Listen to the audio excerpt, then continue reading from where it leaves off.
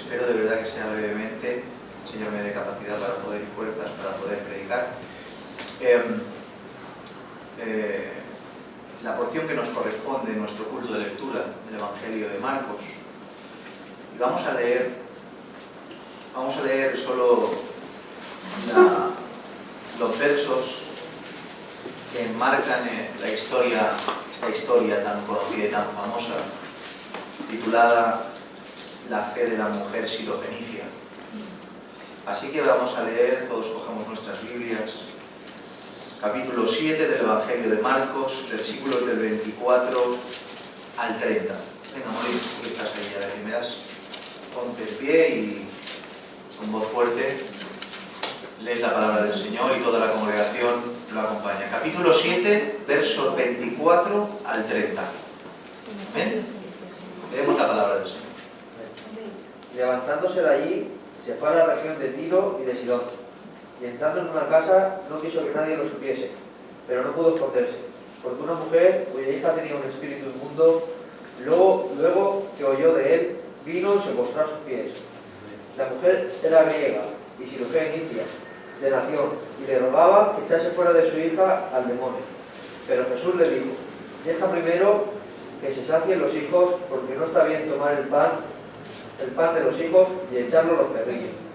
Respondió ella y le dijo: sí, Señor, pero aún los perrillos debajo de la mesa comen de las migajas de los hijos.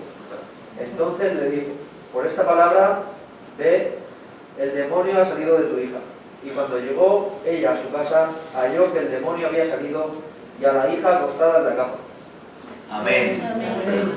Amén a su palabra. Una historia muy breve, aún más breve en el Evangelio de Marcos que en el Evangelio de Mateo, que nos da algún tipo de expresión o alguna cosa, algún detalle más. Pero la verdad que esta historia, cada vez que paso por ella, y sobre todo esta última vez, es lo que me pasa. Parece ser que, no sé, que antes no veía nada o ahora veo más, no lo sé, pero la verdad que es impactante ese Evangelio. Es impactante. Es impactante porque, así de primeras, ¿vale? Así vamos a predicar en esta tarde. Veo una fe tan abrumadora, una fe incansable en esta mujer, una fe imperturbable. Pero lo que más me sorprende es de dónde sale esta fe y quién es la mujer que lo ejerce. Y yo decía: Señor,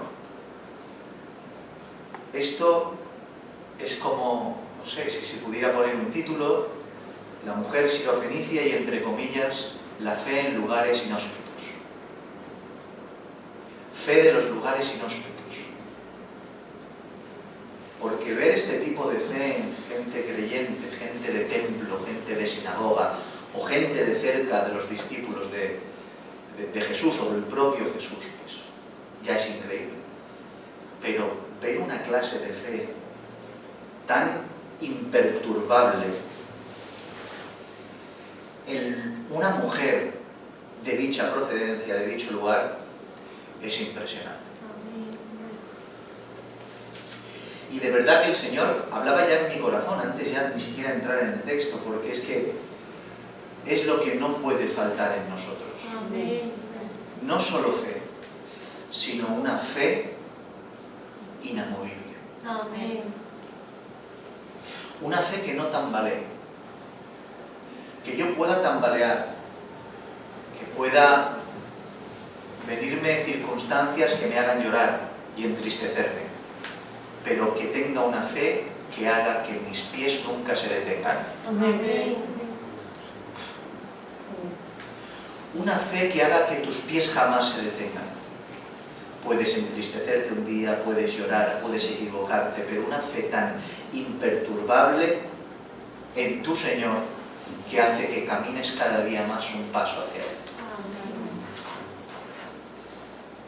Y nos cuesta, mis hermanos, en esta... No sé por qué, la verdad, no sé por qué empiezo o así, pero nos cuesta tener esa fe. O nos vamos a los dos extremos, estamos muy experimentados en que ya hemos enseñado durante muchos años en esta congregación de que la fe no se trata solo de un concepto que no se puede tocar, sino la fe tiene que ver con acciones que demuestran dicha fe. O sea, una parte importantísima de la fe es la obra, y la obra valida la fe que has dicho previamente tener. Pero también se nos olvida que tener fe es la convicción de lo que se, la certeza de lo que se espera y la convicción de lo que no se ve. Eso también es fe. Creer en algo que no ves y tener una confianza plena en algo que no ves, sabiendo que Dios está ahí para socorrerte y sustentarte. Sabiendo de que a pesar de todas las circunstancias que tienes, que son adversas, Dios está detrás del telón moviendo todos los hilos. Porque solo es teniendo la confianza en ese Dios que tu fe no decae. Pero bueno, vemos a Jesús saliendo de Capernaum después de tener ese encontronazo terrible con los discípulos, con los fariseos, escribas y demás. Nuevamente, las mismas discusiones de siempre. ¿Se acuerdan? Estuvimos hablando la última vez de que Jesús tuvo que confrontar a estos escribas, a estos fariseos que decían y acusaban a sus discípulos y a Jesús porque sus discípulos comieron pan sin lavarse las manos. Y estuvimos hablando de cómo el Señor les reprende, haciéndoles entender de que eran unos hipócritas que intentaban blanquear por fuera cuando lo que era imblanqueable porque estaban completamente corruptos por dentro. Y les dio una lección que su religiosidad no valía para nada, ya que todo era una parafernalia y una tradición de los hombres que para nada servía. ¿Recuerdan todo eso, no? Después de ese acontecimiento, nos dice la Escritura, y leemos el versículo 24, levantándose de allí se fue a la región de Tiro y de Sidón, y entrando en una casa no quiso que nadie lo supiese, pero no pudo esconderse. Podemos ver cómo en esta ocasión Jesús se marcha con sus discípulos por primera vez fuera del territorio judío, por así decir, para adentrarse en tierra de gentiles, concretamente a la región de Tiro y de Sidón. O sea, si esto es la región de Galilea, que está bastante al norte, de alguna manera, de lo que es Israel, la región de Galilea, por aquí está Capernaum, Tiro y Sidón, que es donde cruzaron el mar de Galilea y estuvieron en Capernaum, y después Tiro y Sidón de alguna manera están ahí arriba, en la parte norte de arriba del todo, costeando el Mediterráneo, y se fueron allá arriba del todo, a Tiro y Sidón. Como hemos dicho, estas regiones estaban fuera de las inmediaciones del territorio judío, por tanto se encontraban en una tierra totalmente gentil y totalmente pagana. Se dice que desde esa ciudad de Tiro, se implantó en Jerusalén el culto y la adoración a Baal. Fíjense si es problemática y pagana esa región. Quizás viajar a esas regiones para al fin darles descanso a sus discípulos. ¿Recuerdan que están intentando darle descanso de hace días y no pueden? Quizás dicen, vámonos de aquí y así allí tendremos descanso, un par de días de descanso, qué sé yo, para poder quitarnos la fatiga. Pero qué va, el Señor siempre tenía un plan detrás de cada acción que hacía. Porque el Señor no hacía nada por hacer. Todos sus movimientos tenían propósitos, todos sus movimientos tenían un plan subyacente detrás. El relato comienza con el nulo intento de quedarse en casa sin que nadie lo supiera. Dice, y se intentaron quedar en casa, supongo yo en casa de alguien que pudieran, no sé descifrar qué casa era, pero dice el verso que no pudo esconderse, y el verso 25 nos dice el porqué. Dice, porque una mujer cuya hija tenía un espíritu inmundo, luego que oyó de él, vino y se postró a sus pies. La mujer era griega y sirofenicia de nación, y le rogaba que echase fuera de su hija al demonio. Se nos dice que una mujer acudió a Jesús desesperada por un problema. El problema para nada era pequeño. Su hija estaba poseída por un espíritu inmundo y le rogaba que lo echase fuera. Su hija estaba poseída por un espíritu inmundo y le rogaba que lo echase fuera. En el Evangelio de Mateo es una historia paralela a esta, ¿saben? Los sinópticos, que tenemos las mismas historias. En su historia paralela podemos ver la desesperación de la mujer en un grado superlativo. Cómo la mujer exclama con palabras como las siguientes: «Ten misericordia de mí», le dijo al Señor. También utiliza otra palabra, dice: «Socórreme». Así fue a Jesús esta mujer. Es increíble lo que uno puede llegar a hacer por amor a sus hijos. ¿Es verdad? No sé, parece que el Señor ha implantado algo innato en nuestro corazón, que aquellas personas que tenemos cercanas y sobre todo nuestros hijos, somos capaces de hacer cualquier cosa por ellos. Se han visto casos y está documentado que cuando en ocasiones una madre levantó un coche para sacar a su hija del trabajo. Era tanto la adrenalina que le fluyó dentro de ver la desesperación de su hija, que un superhéroe. Porque uno es capaz de hacer cualquier cosa por sus hijos. Amén. ¿Y por qué? ¿Por qué es capaz de alguien hacer algo por sus hijos?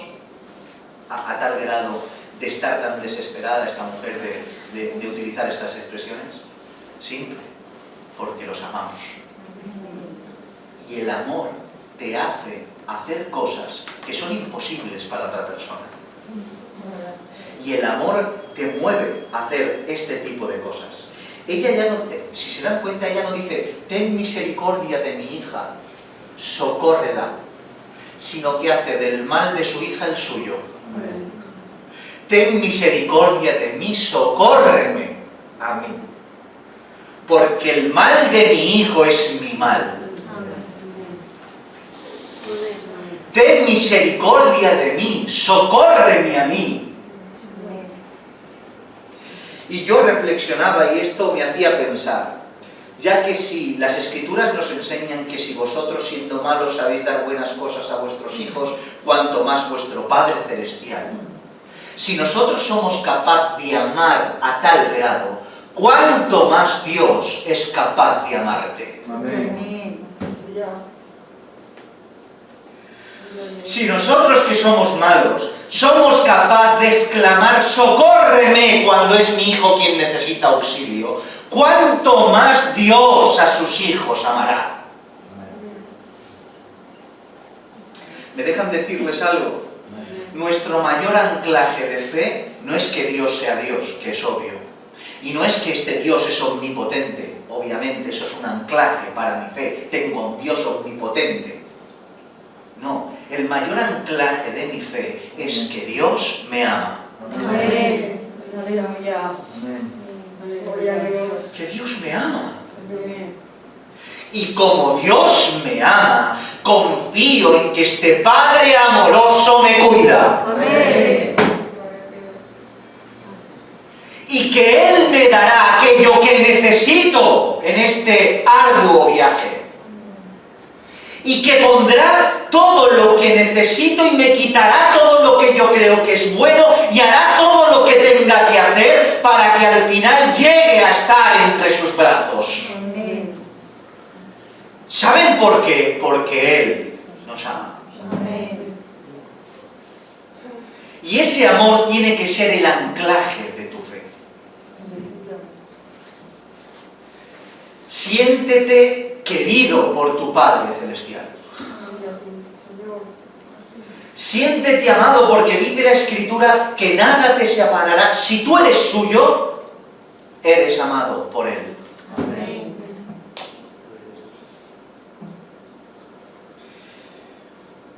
En mi opinión, todos los datos que se nos da del origen de la mujer son muy importantes, ya que nos hará resaltar, por causa de estos datos que resumen su procedencia, aún más la fe que esta mujer ejerció sobre Jesús. Conociendo quién es la mujer, su fe se exacerba muchísimo más, sabiendo su procedencia.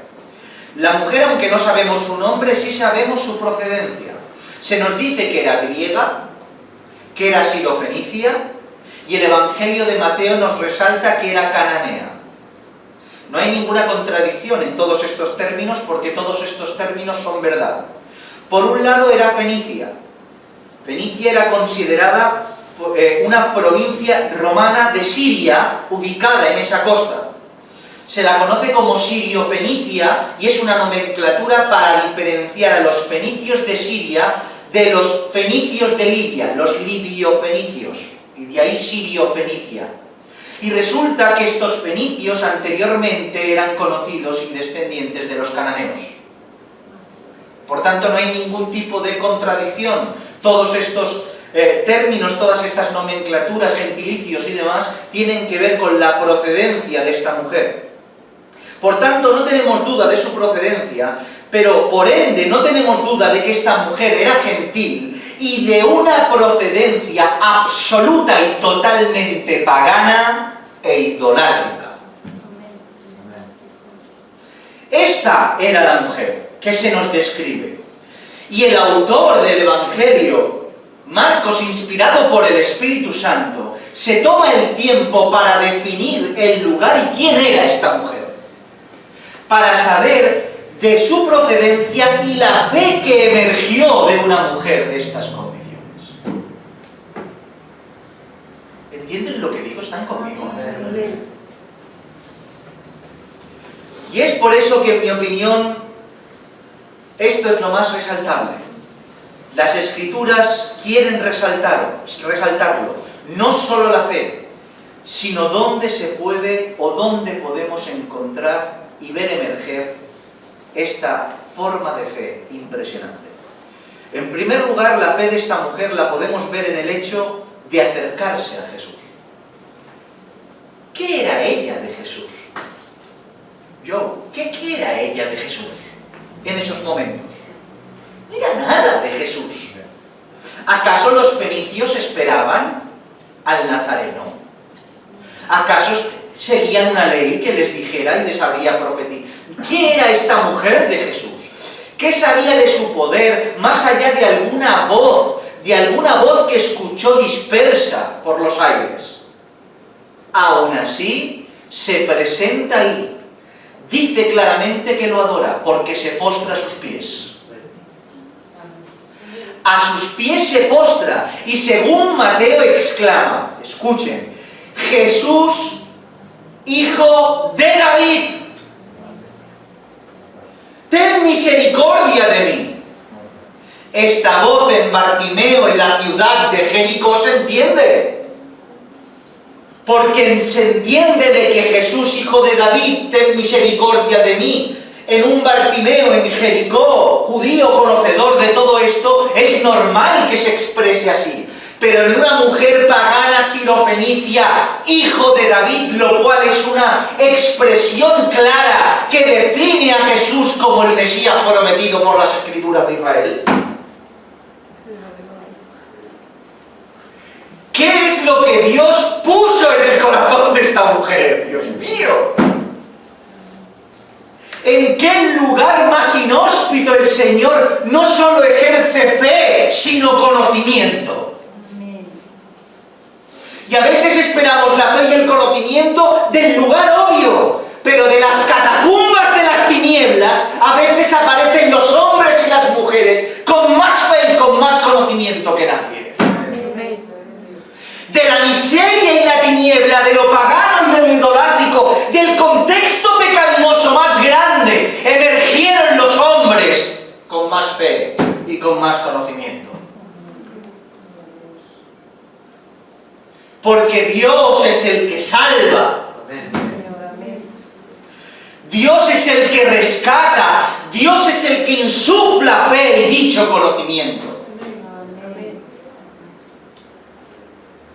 Por eso todo el mundo es rescatable. Y de todos los lugares pueden salir redimidos. Aleluya. Aleluya.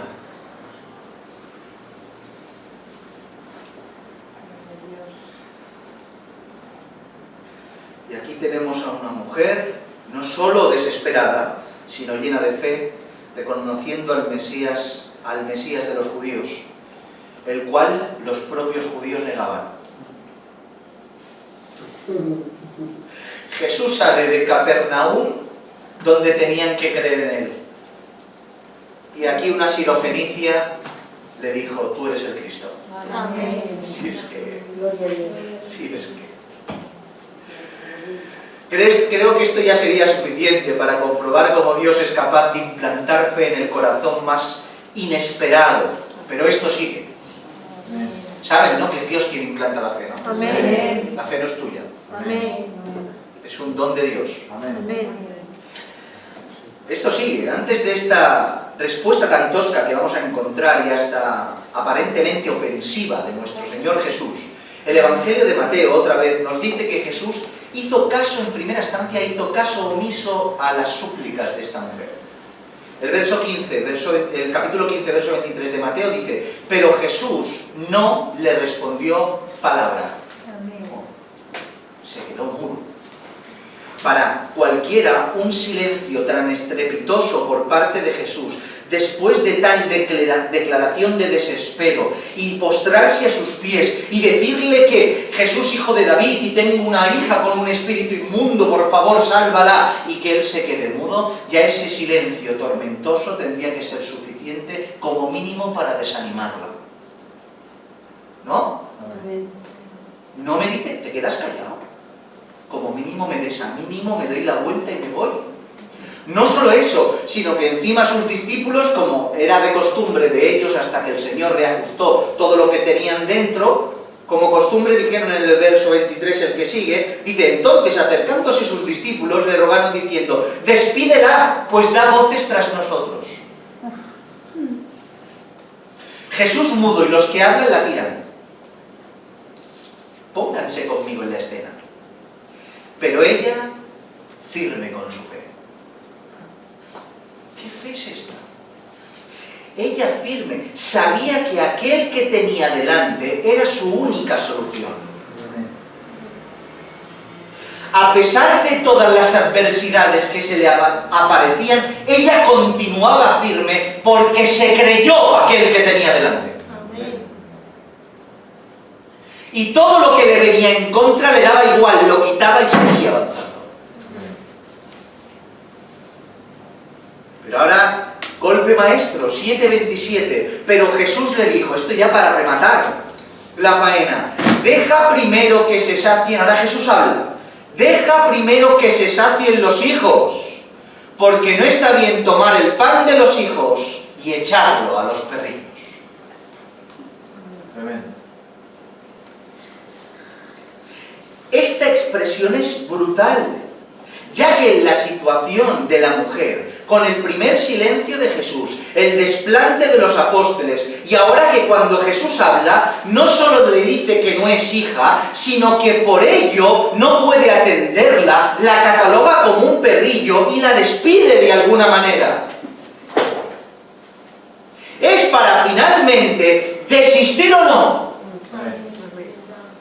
Es para abandonar o no. Yo seguro que hubiera abandonado de primeras. Es para abandonar o no. Y enfadado además.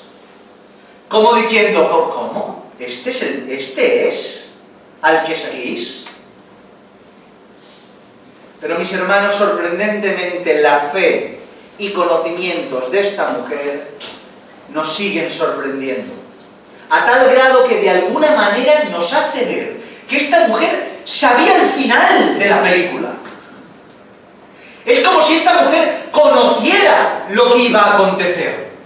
Sabía lo que estaba pasando. Era tal grado de fe ciega que tenía a Jesús. Era tal grado de fe que depositó Dios en ella, en su corazón, que no le importaba nada. Sabía que tenía que estar ahí y que nada de lo que pasara iba a importunarla, iba a prohibirle, iba a impedirle clamarle al Señor libremente.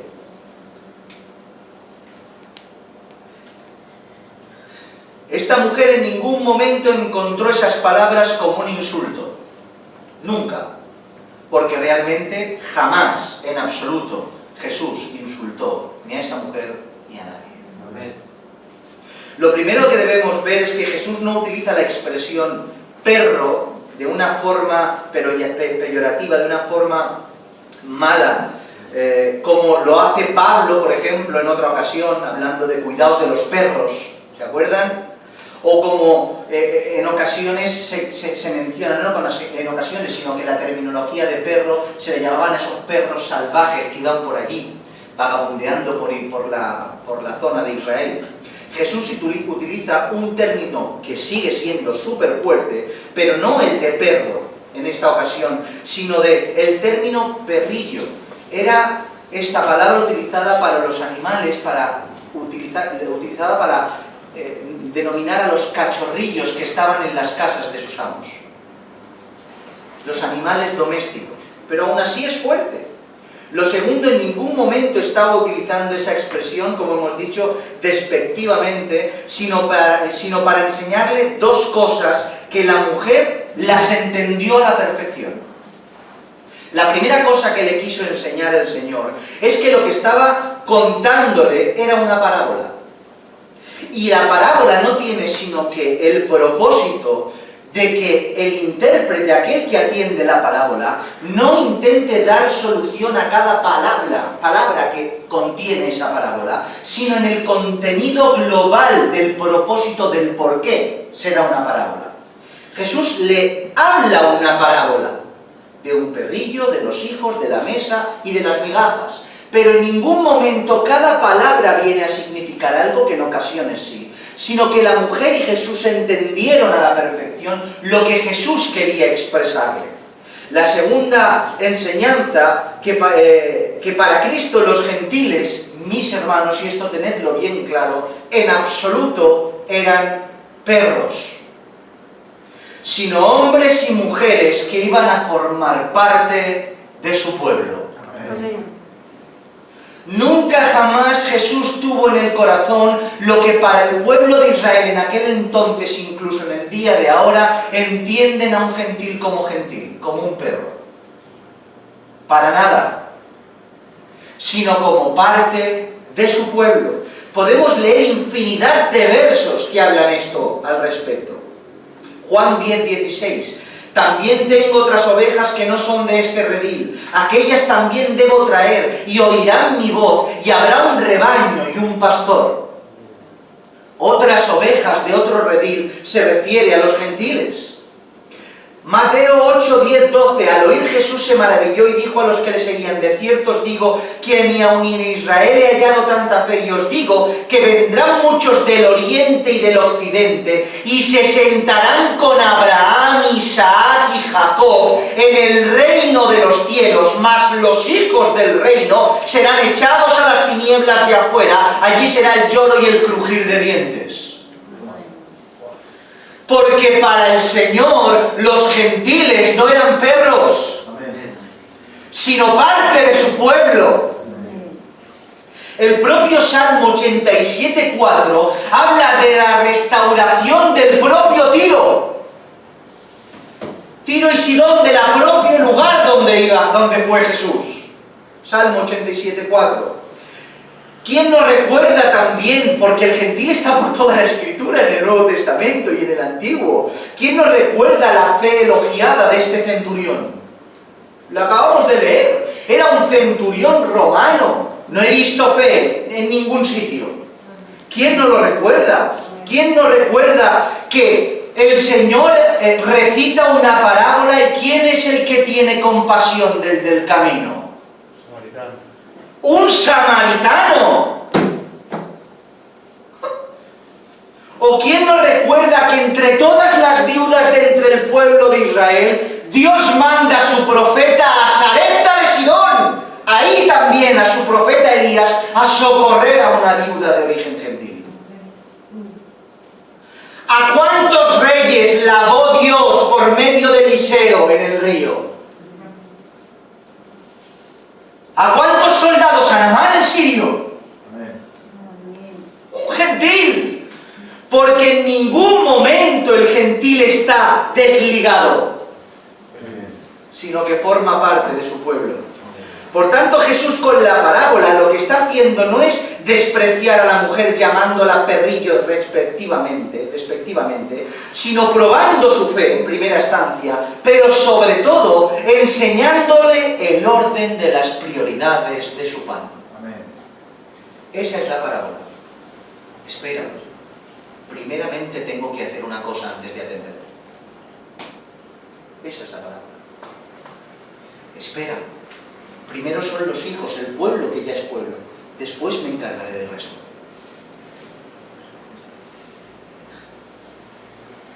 En el sinóptico de Mateo leemos en el 15:24, él respondió y dijo: no soy enviado sino a las ovejas perdidas de la casa de Israel. Era su plan, ir primero a las ovejas perdidas de la casa de Israel.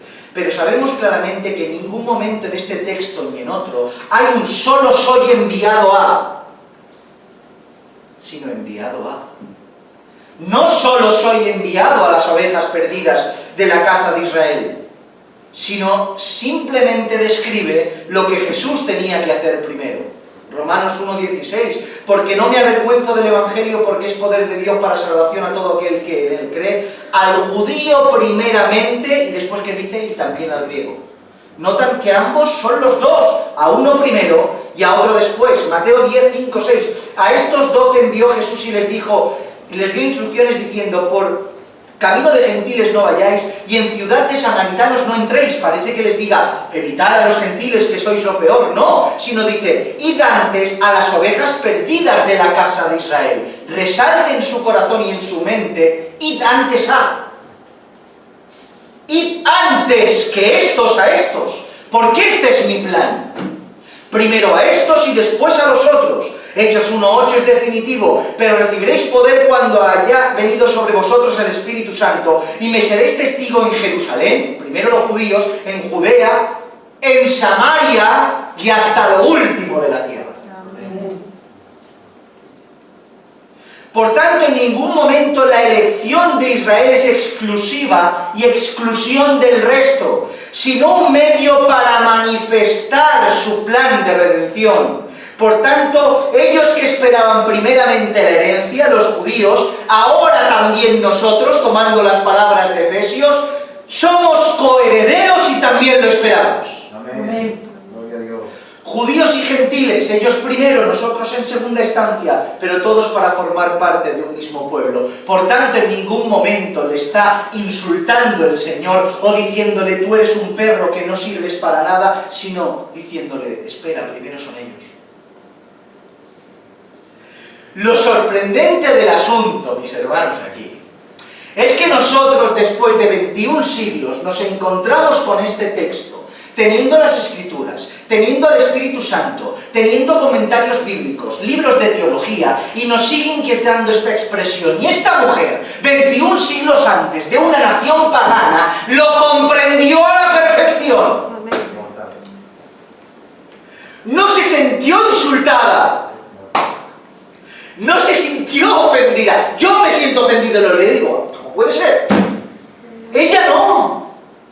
No se sintió ofendida. Y el verso 28 lo demuestra, y terminamos ya. Respondió ella y le dijo, sí, Señor, pero aún los perrillos debajo de la mesa comen de las migajas de los hijos. ¡Qué respuesta! En primer lugar, vemos como la mujer no se marcha ni se ofende, ni se entiende, ni entiende ese apelativo como un insulto, sino que se queda. Y argumenta utilizando la misma parábola que Jesús. Le sigue la parábola. Jesús habla una parábola y ella continúa la parábola de Jesús. La mujer entendió perfectamente su condición. Su situación, entendió lo que estaba pidiendo era algo que en primera instancia no le correspondía. Pero aún así le pide, que te entiendo, Señor, que es verdad, que soy un perrillo, que yo ahora no tengo derecho al pan, que es para tus hijos, que después ya vendrá. Pero esta mujer le dice, pero incluso de las migajas, incluso de la mesa, del pan de los hijos caen migajas, y los perrillos se alimentan de ellas. Dios. Amén. Gloria a Dios. Gloria a Dios. ¿Qué es esto? Es impresionante, mis hermanos. Ella le pidió admitiendo su condición no de hija, sino de perrillo. Y yo me pregunto, ¿no es así como tenemos que acercarnos al Señor? ¿Verdad que sí? ¿Cómo tenemos que acercarnos al Señor? Soy hijo, ponme la mesa. Tenemos que acercarnos arrastrándonos. Y como Mefiboset de Lodebar, entendiendo que somos tullidos. Y no te sientes tú a la mesa, espera que el rey te siente en ella. Amén. Gloria a Dios. El hijo pródigo, cuando se marchó con la herencia del padre, cuando se dio cuenta de su pecado, no volvió como hijo a decir, bueno, dame algo más de herencia, sino que volvió en una condición que no le correspondía porque era hijo, pero dijo, volveré yo como uno de mis jornaleros y le diré, Padre, he pecado contra el cielo y contra ti, déjame ser uno de tus jornaleros. El hijo buscaba el pan del jornalero. El hijo buscaba el pan del jornalero, pero en cambio el padre le puso anillo, calzado y mató al becerro gordo. Esta mujer buscaba las migajas de la mesa y el Señor, haciendo una excepción como hizo tantas, la puso en la mesa de los hijos y le dio pan. Le dijo, me pides migajas, pero ¿qué fe es esta? Te doy pan. Porque así tenemos que acercarnos al Señor, entendiéndonos como somos. No pidiendo nada, porque nada te mereces, sino pidiéndole al Señor que si tiene misericordia deje caer alguna miga de la mesa. Y si el Señor ve tu corazón contristado, te prometo que no te da migas, sino que te sienta.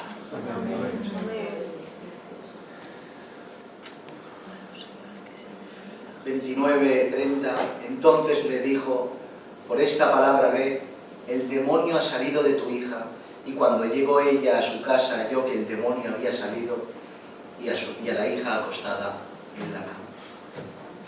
Para nosotros, que Jesús haga estas cosas, pues quizá sea normal, por decir algo, al menos conocedores y experimentados a escuchar cosas así, porque de normal no tiene nada.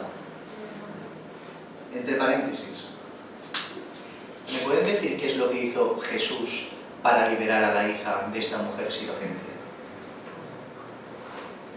¿Qué hizo? No hizo nada. Jesús no hizo nada para sacar a un espíritu inmundo de una niña o una mujer que estaba a miles o a cientos de kilómetros. Solo lo pensó.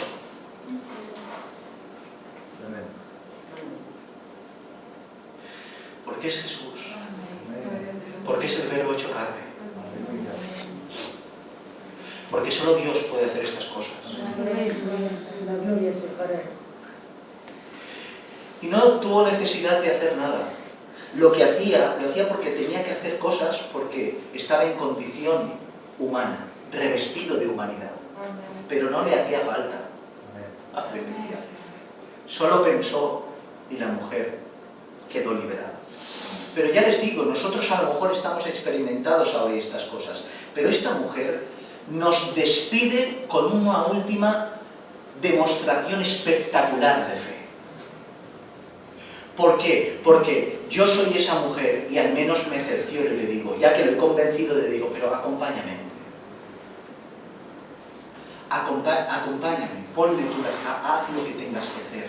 Acompáñame, a ver si es así. Pero esta mujer no dice ni media. Solo con la palabra de Jesús, vete tu hija ya está bien. Se da la media vuelta y se marcha a casa de su hija, convencida al 100% en la palabra que Jesús le habló.